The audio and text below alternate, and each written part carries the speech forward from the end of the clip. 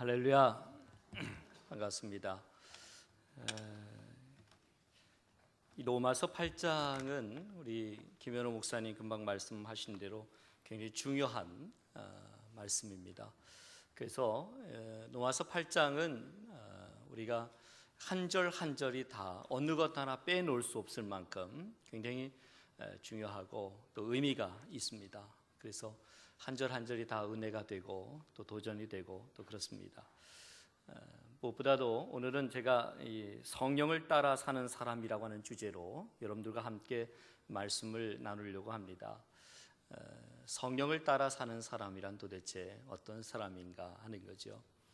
저는 정의를 성령 따라 살아가는 사람을 성령이 내주하는 사람이다라고 하는 것으로 정리해서 여러분들과 함께 말씀을 나누려고 하고 있습니다. 마치 이런 것입니다. 우리가 살아있다고 하는 것은 우리에게 생명이 있는 것 아니겠습니까?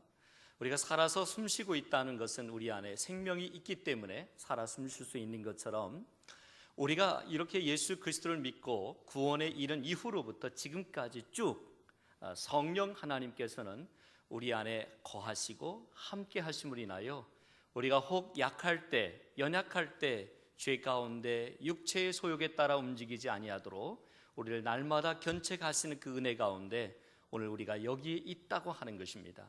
그래서 그런 감사의 마음을 일깨워서 오늘 본문의 말씀을 우리가 같이 생각해 보려고 하는 것입니다. 여러분은 제가 한번 묻겠습니다. 예수 믿는 사람이 누리는 최고의 복 중에 무엇이 최고의 복이라고 생각하십니까? 어떤 것이 최고의 복입니까? 내가 예수 믿어서 복 받은 것이 있는데 뭐가 있습니까? 물질의 복, 건강의 복, 명예의 복, 여러 가지가 있겠죠. 물론 이 모든 것들도 하나님 내게 주신 복이지요. 하나님 내게 허락하신 복이기 때문에 이것도 누릴 수 있어야 되고 감사할 수 있어야 되지요. 그런데 저는 오늘 이 시간에 정말 예수 믿고 난 이후에 최고의 복은 성령께서 내주하신다고 하는 것입니다. 내 안에 거하신다고 하는 것입니다. 나와 함께 하신다고 하는 것입니다. 그것이 가장 큰 복이라고 생각합니다. 그래서 여러분들과 함께 이 로마서 8장을 함께 생각해 보면서 주시는 은혜를 같이 나눠보도록 이렇게 하겠습니다. 8장에 보면 성령 또는 영이라고 하는 이 단어가 20번 이상으로 나오는 것을 우리가 볼 수 있습니다. 우리가 고린도전서 13장을 가리켜서 사랑장이라고 이야기하고 또 히브리서 11장을 가리켜서 믿음장이라고 말한다고 한다면 로마서 8장은 성령장으로 이해할 수 있습니다. 그만큼 굉장히 중요한 의미를 가지고 있습니다.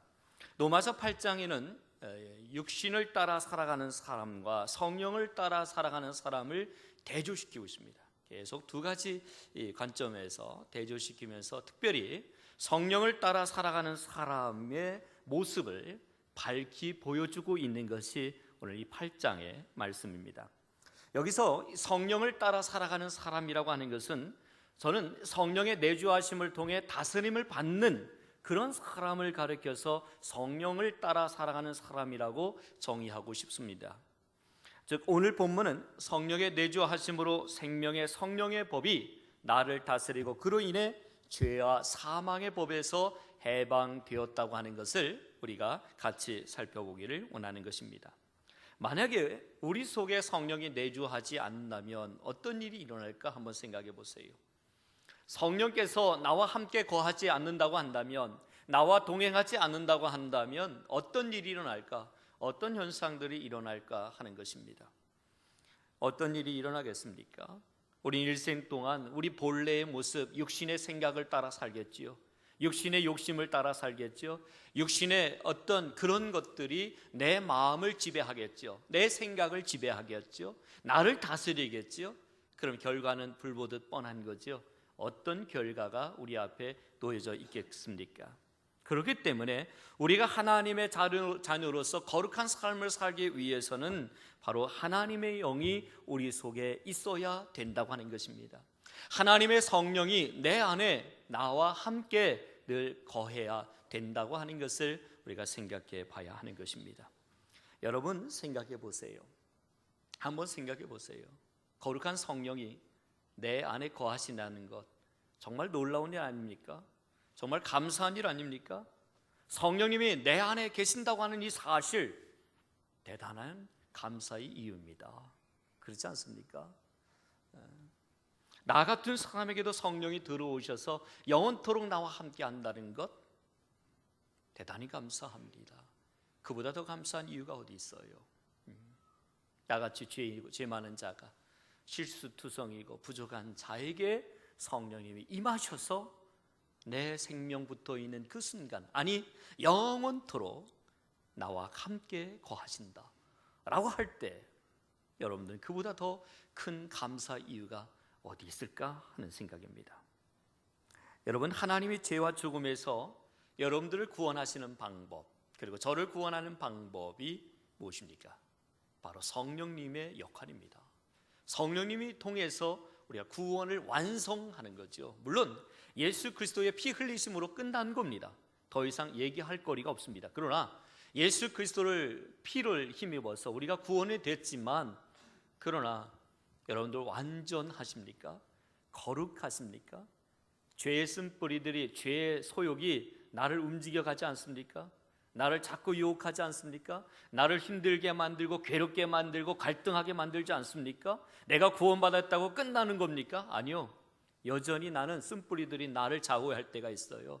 그 쓴뿌리 때문에 마음이 아프고 힘들 때가 있어요.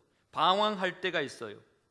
그래서 우리가 예수님을 구원자로 마음에 영접했을 때 예수님이 성령님으로 우리에게 들어오시는 거예요. 그래서 성령님으로 들어오셔서 하나님의 자녀로서 거듭나고 거룩한 삶을 살아갈 수 있도록 하신다고 하는 거예요. 그러기 위해서 하시는 역할이 뭐예요? 우리와 영원토록 함께 거하시는 거예요. 아멘입니다. 아멘. 우리가 인정하지 않을 때가 많아요. 나와 함께 날마다 성령의 내주하심을 인정하지 않을 때가 많아요. 그리고 그것이 그렇게 기쁨으로 여기지 않을 때가 있어요. 그런데 다시 한번 오늘 이 8장의 말씀을 우리가 생각해 보면서 이 성령의 내주하심의 그 은혜가 얼마나 깊고도 오묘한 것인지, 그리고 얼마나 놀라운 것인지, 얼마나 감사한 것인지 다시 한번 깨닫게 되는 은혜가 있게 되기를 축복합니다. 또한 그것만이 아닙니다. 성도들이 이 세상 한가운데서 승리하며 살아갈 수 있도록 함께 하시는 방법이 바로 성령님이라고 하는 사실입니다. 성령님과 동행하면 어떤 일을 당해도 승리할 수 있습니다. 아멘입니다. 여러분 그렇지 않습니까? 성령님이 나와 함께 하시면 어떤 일도 가능합니다. 내가 육체를 따라 살아갈 때는 가능하지 않은 일들이 있었어요. 그런데 성령을 따라 살면 가능해져요. 오늘 본문의 말씀에 3절에도 보면 율법이 육신으로 말미암아 연약하여 할 수 없는 그것을 하나님은 하시나니 말씀해요. 할 수 없는 일이었어요. 그런데 하나님은 능히 하실 수 있는 거예요. 성령이 나와 함께 한다고 하는 것은 이것을 가능하게 했다고 하는 것입니다. 전에는 할 수 없는 일이었어요. 가능하지 않은 일이었어요. 그러나 성령이 내 안에 거하심으로 인하여 할 수 있는 일이 되었다고 하는 거예요. 얼마나 큰 은혜예요. 얼마나 큰 감사한 이유입니까? 그렇기 때문에 성도들에게 있어서 성령의 내주하심은 최고의 복이요 최고의 능력입니다. 아멘입니다. 그렇지 않습니까? 아멘이죠? 아멘입니다. 자, 그렇다고 한다면 우리 안에 오셔서 내주하시는 성령님께서 어떤 일을 하십니까? 어떤 일을 하시는지 보세요. 본문의 1절과 2절의 말씀 보세요. 성경을 한번 펴시고 우리 함께 한 목소리 한번 읽도록 하겠습니다. 그러므로 이제 그리스도 예수 안에 있는 자에게는 결코 정죄함이 없나니 이는 그리스도 예수 안에 있는 생명의 성령의 법이 죄와 사망의 법에서 너를 해방하였습니다. 아멘. 아멘. 로마서 8장이 시작되는 것이 무엇으로 시작합니까? 그러므로라고 하는 이 접속사로 시작하고 있습니다. 그러므로 우리가 알다시피 이 그러므로라고 하는 이 접속사는 지금까지의 모든 이야기를 정리하고 마무리하고 결론 짓고자 할 때 그러므로라고 하는 이 접속사를 사용하게 됩니다. 그러니까 지금까지 사도 바울은 하나님의 복음이 무엇인지에 대해서 쭉 이야기해 왔습니다. 복음이 어떤 의미인지, 우리의 삶 가운데 복음에 어떤 은혜가 있는지를 깨닫게 하고 알게 해주셨어요. 그러니까 더 이상 우리는 죄의 종이 아니라 바로 율법의 정죄에서 벗어난 존재로, 해방된 존재로, 자유를 가진 존재로 서게 되었다고 하는 것을 지금까지 쭉 이야기를 해왔습니다. 물론 불쑥불쑥 튀어나오는 이 죄의 존재 때문에, 이 쓴뿌리 때문에 가끔은 우리가 탄식하기도 합니다. 주님 어찌합니까? 답답한 마음을 주님 앞에 아뢰올 때도 있지만, 그러나 정말 정확한 것은, 명확한 것은, 흔들리지 않는 것은 다시는 우리를 지옥으로 데려갈 자가 아무도 없다고 하는 것입니다.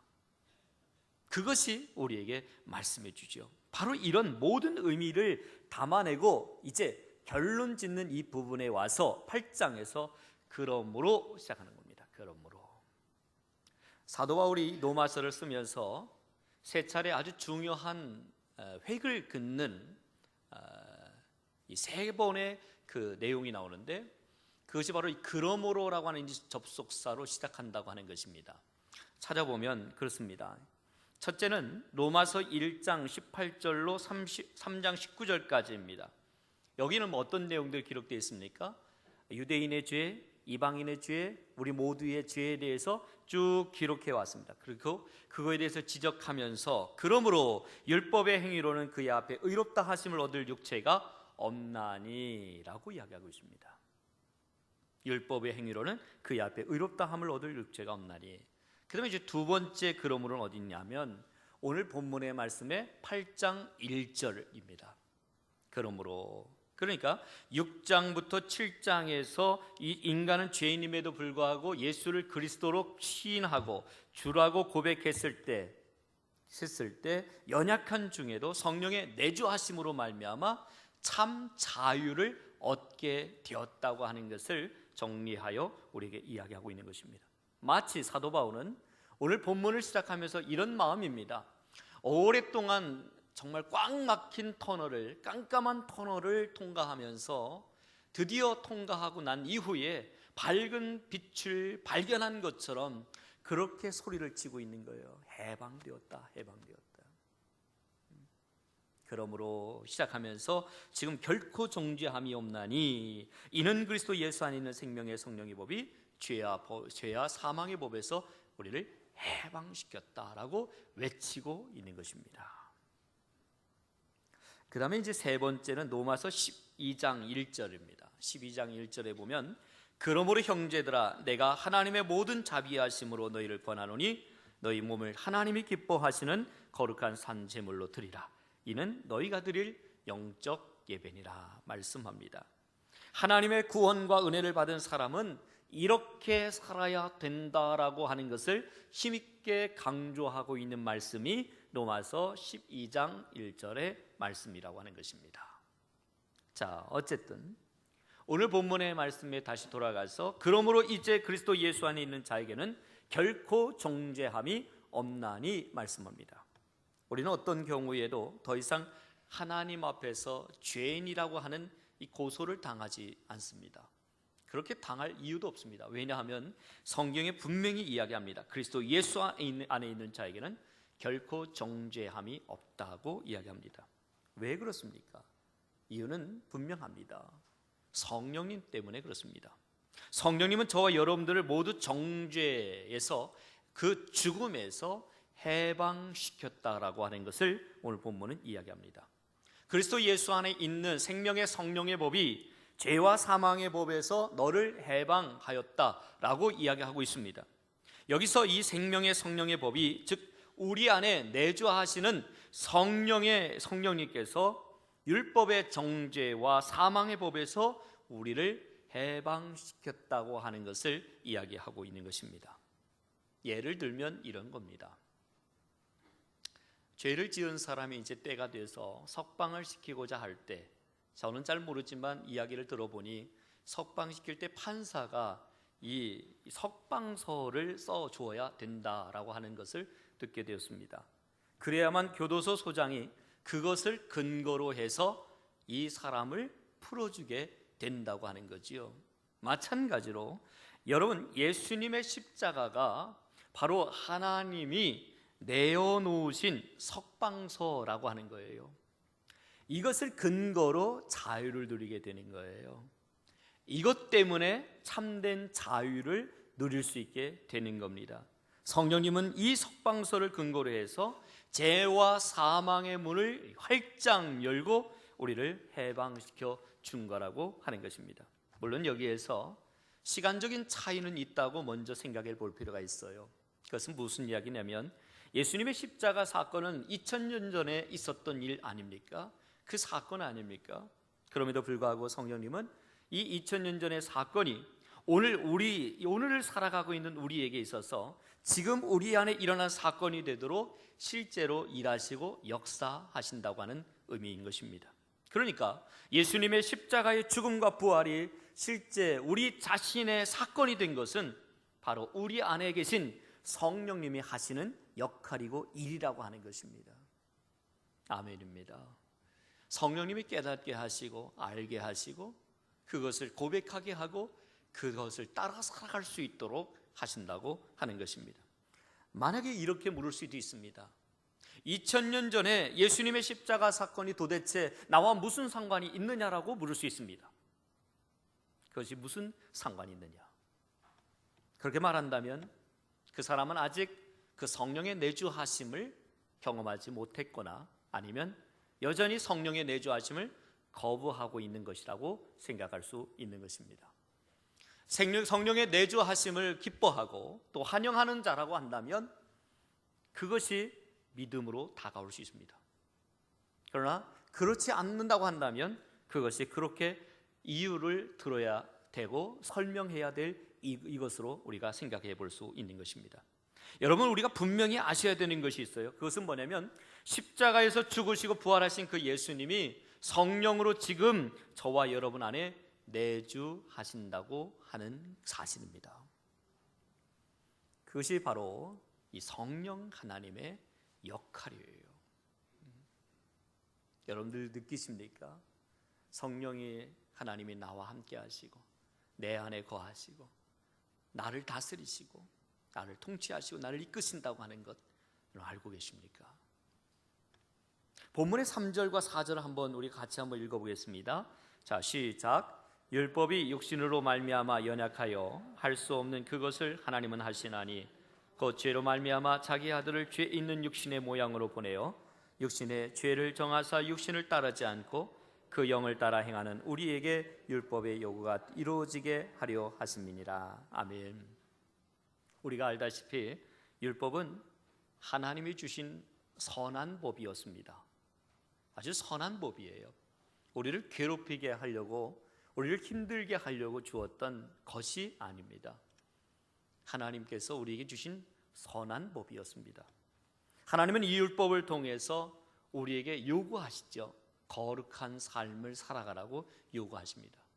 그래서 우리가 율법 따라 살아가게 되면 거룩한 삶을 살아가게 되었던 거지요. 그러나 우리가 예수 믿기 전에는 어땠는지를 한번 생각해 보세요. 우리가 예수를 구주로 영접하기 이전에 나의 상태를 한번 생각해 보세요. 육신의 부패성과 연약함 때문에 율법이 요구하는 대로 살아갈 수가 없었습니다.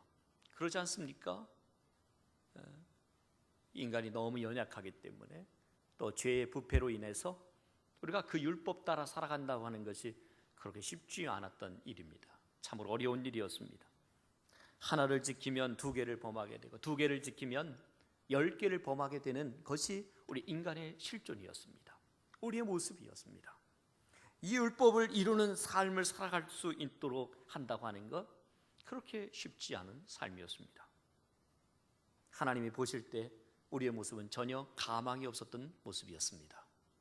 그러나 우리 안에 오신 이 성령님은 더 이상 부패한 육신을 따라 살지 않고 율법이 요구하는 대로의 삶으로 우리가 살아갈 수 있도록 한다고 하는 것입니다. 이것이 성령의 내주하심의 역할입니다. 환영하십시오. 인정하십시오. 받아들이십시오. 그것이 우리를 사랑하셔서 주신 그 성령의 이 성령 하나님을 환영하는 일이 된다고 하는 것입니다. 사실 그렇지 않습니까? 우리가 구원받기 이전에는 하나님께 순종한다는 것이 그렇게 쉽지 않았던 일 아닙니까? 순종한다고 하는 것은 참으로 어려운 일이었습니다. 그러나 우리는 육신과 마음이 원하는 대로 지금까지는 살아왔지만, 우리에게는 율법이 요구하는 대로 거룩한 삶을 살아갈 수 있는 힘이 없었지만, 중요한 것은 성령이 나와 함께 하심으로 인하여 가능해졌다고 하는 것입니다. 이전까지는 그것이 가능하지 않았어요. 그러나 이제 가능하게 되었다고 하는 거예요. 그런데 문제는 육신을 따라 살아가는 것은 결국 어떻게 되느냐? 오늘 성경은 이야기하죠. 하나님과 원수가 된다고 하는 거예요. 만약에 육신 따라가도 아무 문제 없다면 그냥 내버려둬도 괜찮았겠죠. 그런데 문제가 뭐예요? 그것은 우리가 육신 따라 살면 그러면 하나님과 원수가 된다고 성경은 분명히 이야기하고 있어요. 오늘 본문의 7절 8절입니다. 우리 같이 한번 읽어보겠습니다. 육신의 생각은 하나님과 원수가 되나니 이는 하나님의 법에 굴복하지 아니할 뿐 아니라 할 수도 없습니다. 육신에 있는 자들은 하나님을 기쁘시게 할 수 없느니라 말합니다. 하나님과 원수가 돼요. 하나님과 원수가 되니까 어떻게 해요? 하나님을 기쁘시게도 할 수 없는 거지요. 당연하지요. 여러분, 하나님께 순종하지 않으니까 하나님과 원수가 되는 거지요. 밤낮 육체의 욕심을 따라 육체가 원하는 것만을 추구하고 무엇이든지 자기 중심으로 자기 생각을 따라 살아가게 된다면 어떤 결과가 여러분들에게 주어지겠습니까? 어떤 결과가 여러분 앞에 놓여지겠습니까? 그러나 성령님이 내주하시면서부터 우리는 삶이 달라졌어요. 우리의 어떤 인격이 달라지고 존재가 달라지고 어떤 위치가 달라졌어요. 우리 안에 계신 성령님은 우리로 하여금 하나님의 마음과 일치하게 만들었다고 하는 것입니다. 그래서 어떻게 하면 하나님의 기쁘시게 할까가 우리의 고민입니다. 어떻게 하면 하나님의 뜻에 순종하며 살까가 우리의 생각입니다. 그렇지 않습니까? 성령의 내주하시고 성령의 거하심을 날마다 경험하는 사람은 고민이 달라졌어요. 생각이 달라졌어요. 여러분, 거룩한 생활이 뭐예요? 거룩한 생활을 여러분들은 어떻게 정의하시렵니까? 저는 한마디로 이렇게 정의하고 싶습니다. 하나님이 생각하는 것을 내가 생각하면 그것이 거룩한 삶이라고 생각합니다. 하나님의 뜻을 나의 뜻으로 받아들이면 그것이 거룩한 삶이라고 저는 정의하고 싶습니다. 여러분들은 어떻게 거룩한 삶을 정의하시렵니까?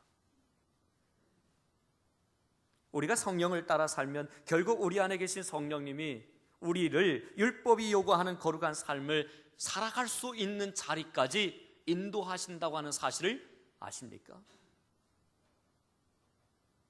우리 힘으로는 도저히 불가능합니다. 우리의 생각으로는 도저히 불가능합니다.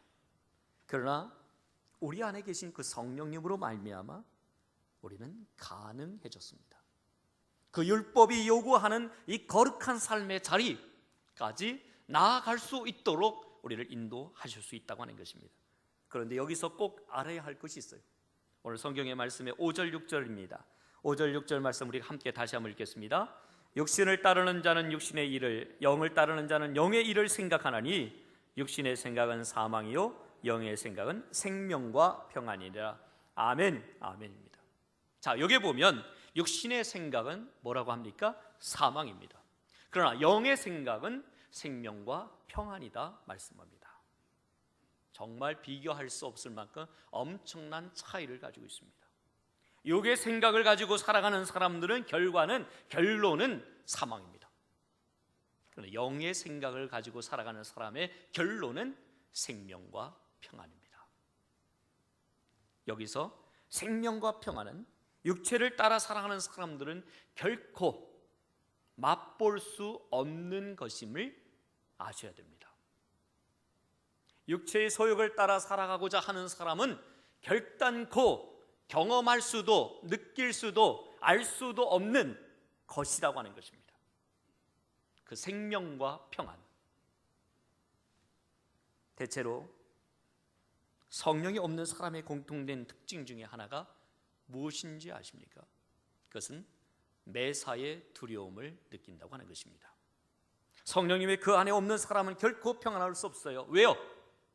자기 스스로 지켜야 된다고 생각하고 살아가기 때문에 그래요. 그래서 나의 미래를 보장받기 위해서 더 뛰어야 되죠. 더 노력해야 되죠.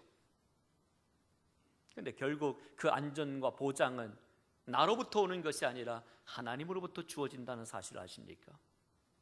그 생명과 평안은 나로부터 출발하는 것이 아니라 하나님으로부터 제공된다는 사실을 기억하십니까? 그렇다고 한다면 우리는 하나님을 절대 신뢰해야 합니다. 우리에게 정말 필요한 것은 그것입니다. 그런데 많은 사람들이 스스로의 힘으로 결정하려 합니다. 스스로 자기를 지키려 합니다. 그 안전과 평화를 보장받으려고 합니다. 그러니까 많은 사람들의 공통점이 뭡니까? 모두가 다 피곤해 한다고 하는 거예요. 하다못해 유치원생 아이들에게도 물어도 그 아이들이 그렇게 얘기하면 피곤하다고 얘기합니다. 도대체 뭐가 그렇게 피곤한지 모르지만 피곤하다고 말해요. 그래서 우리 재작년 통계에 의하면 요즘 한국 사회에서 가장 잘 팔리는 약이 무엇인지 아십니까? 피로회복제입니다. 피로회복제. 그거 마신다고 피곤이 풀려지진 않지만 어쨌든 그래도 피로회복제가 없으면 못 사는 사회가 이미 되어버린 것이 바로 우리가 지금 살고 있는 이 사회라고 하는 거예요. 그거라도 의지해서 뭔가 조금 회복하고자 하는 그런 마음을 갖는 것이 지금 우리가 살고 있는 이 사회라고 하는 거예요. 여러분, 피로회복제 백날 먹은들 정말 회복됩니까? 아니요, 안 됩니다. 정말 우리에게 생명과 평안은 하나님으로부터 성령 하나님의 도우심으로 가능한 것이라고 하는 것입니다. 어떤 경우에는 교회를 다닌다고 하면서도 평안을 잃어버린 사람들이 있어요. 내가 신앙생활을 하고 하나님을 믿는 사람들이라고 말하면서도 평안이 없는 상태에 놓여져 살아가는 사람들이 많이 있어요. 왜 예수를 믿고 사는데도 평안이 없습니까? 그 이유는 간단해요.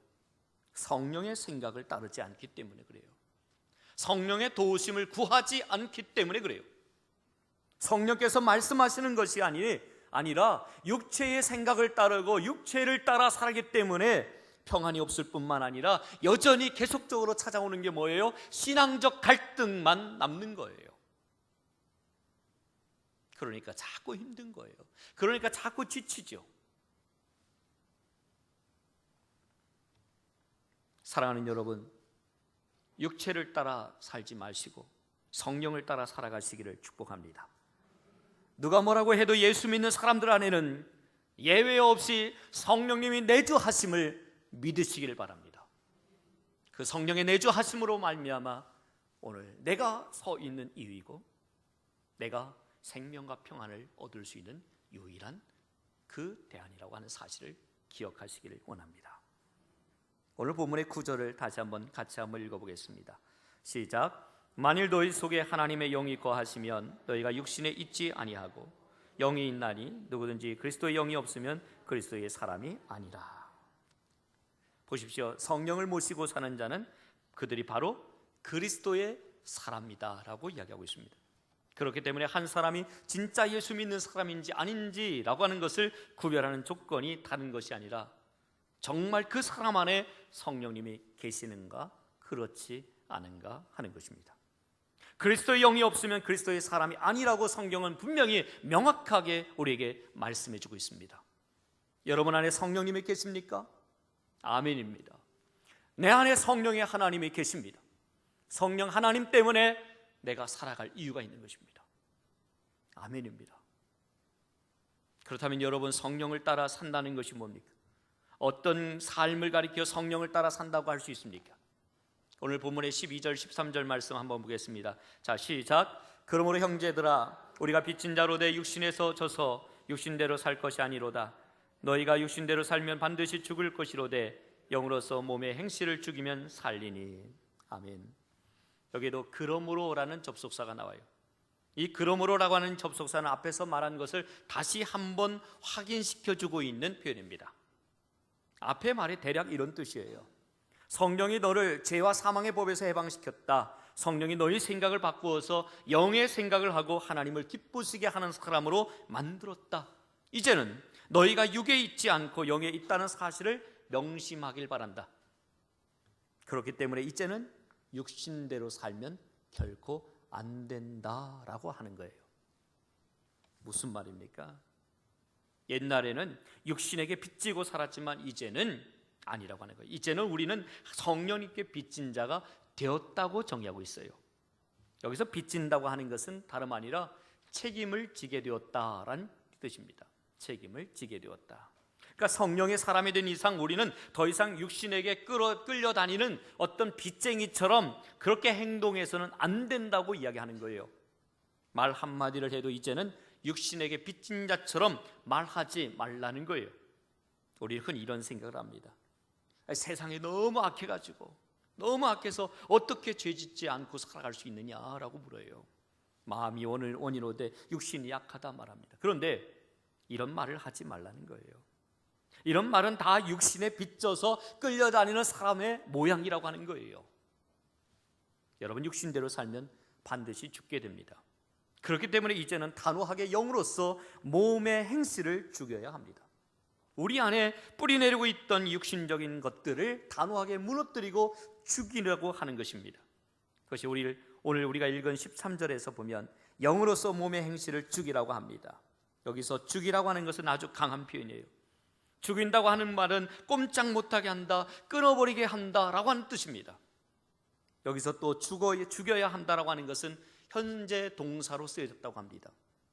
한 번 죽이고 끝나는 것이 아니라 날마다 죽여야 되는 반복적인 의미가 담겨 있다고 하는 거예요. 잘 알다시피 우리의 몸은 죄에 약해서 잘 넘어지고 너무 쉽게 죄에 이끌려 살아갑니다. 내가 구원받았음에도 불구하고 여전히 죄에 의해서 내 마음이 움직이고 내 생각이 움직일 때가 있어요. 그래서 오늘 성경은 이야기합니다. 죽여라 이야기하는 거예요. 죽여라. 몸을 따라 살면 몸의 행실이 나타납니다. 그것이 뭡니까? 죄죠. 그런데 이런 것들이 고개를 들 때마다 어떻게 해야 된다고 그래요? 죽여야 된다. 죽여야 된다. 자주 일어나는 몸의 행실을 꼼짝 못하게 하는 방법이 바로 이 성령으로 몸의 행실을 죽이는 거예요. 사랑하는 여러분, 우리 자신도 모르게 육신적인 생각이 일어나고 몸의 행실이 고개를 쳐들 때마다 성령님을 의지하면서 몸의 행실에 대해 노라고 단호하게 외칠 수 있기를 축복합니다. 오늘 14절 말씀 한번 보세요. 14절 말씀에 보면 무릇 하나님의 영으로 인도함을 받은 사람은 곧 하나님의 아들이라. 여기서 인도받는다라는 말이 나와요. 인도받는다고 하는 것은 히라보로 이 아고나이라고 하는 말인데 이것은 강제로 끌고 나간다라고 하는 뜻을 가지고 있다고 합니다. 강제로 끌고 나간다. 성령님은 우리가 육신으로 살던 시절에 또 잘 가던 곳을 가지 못하게 하고 반면에 꼭 가야 할 곳, 싫어해도 기어이 데리고 갈 만큼 강력한 힘을 가진 존재임을 우리에게 일깨워 주고 있다고 하는 거예요. 이와 같이 성령님은 우리를 이끄시는 굉장히 강력한 힘을 소유한 분이시라고 하는 것입니다. 우리가 아무리 버티어도 이길 수 없는 존재예요. 하나님께서 우리에게 말씀만 주시고 수수방관하시는 것이 결코 아님을 오늘 성경은 우리에게 일깨워주고 있는 것입니다. 말씀하신 그 진리까지, 그 진리의 자리까지 기어이 우리를 이끌어 갈 수 있는, 이끌어 가고자 하는 그분의 역할이 성령의 역할이라고 하는 것입니다. 그래서 성령의 사람들은 결코 죄를 짓고는 못 삽니다. 여러분께 묻겠습니다. 여러분 혹시 죄를 짓고도 아무렇지 않으십니까? 죄를 짓고도 여러분의 마음에 아무것도 느껴지지 않으십니까? 그렇다면 여러분 아직 성령의 사람이 되지 못한 겁니다. 성령님은 기어이 죄를 회개하게 만들어요. 왜? 만약에 회개하지 않으면 견딜 수 없도록 만들어요. 우리를 그 강력한 힘으로 이끄셔요. 성령의 사람들을 기도하지 않으면 못 살고 예배 드리지 않으면 못 삽니다. 왜 그렇습니까? 성령님이 그냥 놔두지 않기 때문에 그래요. 이런 성령님의 강권하심을 알고 계십니까? 성령님은 우리를 어떻게 해서든지 이끄시는 분입니다. 이렇게 성령으로 몸의 행실을 죽이는 사람에게 상상하지 못할 기가 막힌 복이 따라오는데 어떤 복이 임합니까? 15절 말씀입니다. 함께 읽겠습니다. 너희는 다시 무소하는 종의 영을 받지 아니하고 양자의 영을 받았으므로 우리가 아빠 아버지라고 부르짖느니라. 아멘. 할렐루야. 참으로 놀라운 말씀입니다. 우리는 더 이상 무소하는 종의 영을 받지 않고 양자의 영, 곧 아들의 영을 받았다라고 이야기해요. 아들의 영을 받았다. 종의 영을 받은 것이 아니라 아들의 영을 받았다고 하는 거예요. 종은 주인이 무섭습니다. 그러나 아들은 아버지가 무섭지 않아요. 종은 주인이 무서워요. 그러나 우리에게 성경은 분명히 이야기합니다. 양자의 영, 곧 아들의 영을 받았다라고 합니다. 우리는 두려워하고 무서워하는 종의 영을 받은 것이 아니라 아들의 영을 받았기 때문에 하나님을 가까이하고 즐거워하면서 하나님을 아빠, 아버지라고 부를 수 있는 그 놀라운 특권과 복을 우리에게 약속하셨다고 하는 것입니다. 사실 아빠라고 하는 하느님 말은 아이가 아버지를 향해 부르는 말 아닙니까? 여기에는 체면이나 품위를 찾아볼 수는 없습니다. 그저 아버지가 마냥 좋아서 아버지에게 달려와서 안기는 그 모습만 기억될 뿐입니다. 여러분들 혹시 하나님을 아빠라고 부를 수 있습니까? 아이들을 키워본 부모라면 이 마음과 이 분위기, 이 느낌을 이해하실 겁니다.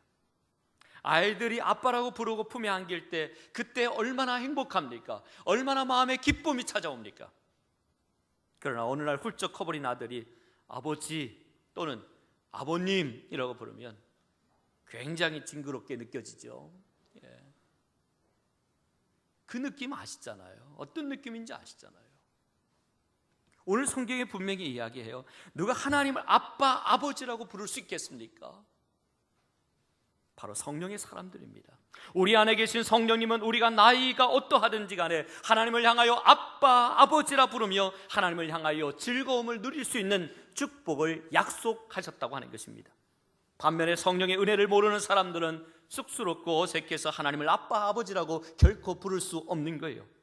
여러분, 하나님을 아빠, 아버지라고 부를 수 있는 사람의 행복이 여러분들에게 것이기 되기를 축복합니다. 우리는 하나님을 전혀 두려워할 필요가 없어요. 두려움의 뿌리는 죄악입니다. 하나님의 진노를 받을 것이라는 느낌 때문에 두려움에 찾아오는 겁니다. 그러므로 이제부터 우리는 성령의 사람으로 이 땅을 살아가기 위해 제가 3가지를 정리하며 마치도록 하겠습니다. 꼭 기억하시며 결단하시기를 바랍니다. 첫째는 성령님이 우리 안에 계심을 꼭 믿으십시오. 즉 성령의 내주하심을 확신하십시오. 우리를 죄와 사망에서 해방시킨 성령님이 우리 안에 계심을 확신하면서 성령의 사람으로 이 땅을 살아가는 첫걸음이 다시금 시작되는 은혜가 있게 되기를 축복합니다. 두 번째, 우리 자신이 바로 하나님의 자녀라고 하는 이 신분을 잊지 마십시오. 우리는 언제나 하나님을 아빠라 부를 수 있습니다. 우리 안에 계셔서 순간마다 너는 하나님의 아들이야 라고 확인시켜주는 이 성령의 세미한 음성을 날마다 들을 수 있는 은혜가 있게 되어지기를 축복합니다. 세 번째, 유혹이 다가올 때는 단호한 태도를 취하십시오. 이래도 괜찮을까? 꼭 죄라고 할 수는 없잖아 라고 하는 이 애매한 태도를 버리고 단호하게 노라고 외칠 수 있는 여러분 되시기를 원합니다. 불쑥불쑥 튀어나오는 육체의 것들을 죽이십시오. 과감하게 죽이십시오. 그리고 정말 영의 생각을 따라 살게 되면 하나님 약속하신 대로 생명과 평안을 누릴 수 있게 되어질 것입니다. 우리는 비록 약해도 우리 가운데 내주하시는 하나님의 영 곧 성령께서 우리 연약함을 도우시고 7번 넘어지나 8번 일어나게 하실 줄로 저는 믿습니다. 기도하겠습니다. 이 시간에 우리가 함께 기도했으면 좋겠습니다.